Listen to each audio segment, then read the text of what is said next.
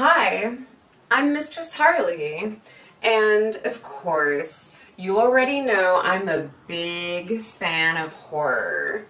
And in the last few years, I've seen some amazing Japanese horror films. So I wanted to talk about my favorite of Japanese horror.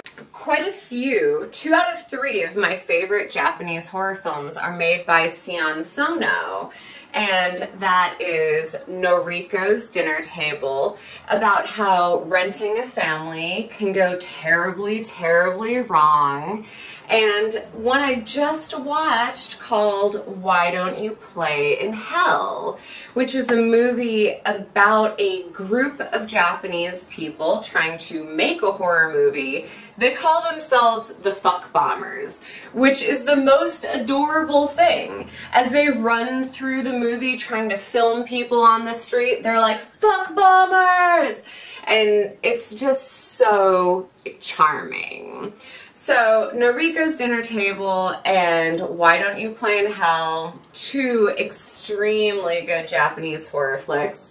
And then another one of my personal favorites, which I happened to see at the Alamo Drafthouse before the end of the world happened and there were no more movie theaters anymore, was One Cut of the Dead, which is a movie that is a horror movie that all takes place in one cut, as in no jump cuts, no cutting to different parts of the action.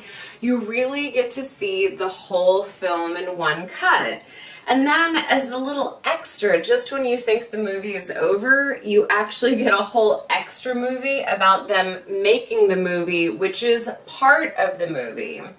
Now, if you've seen any of these movies, you'll notice that One Cut of the Dead and Why Don't You Play in Hell are both films about making horror films.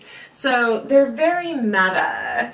So Mistress Harley says Japanese horror cinema is the bomb, and specifically the fuck bomb. So I highly recommend Why Don't You Play in Hell, Noriko's Dinner Table, and One Cut of the Dead.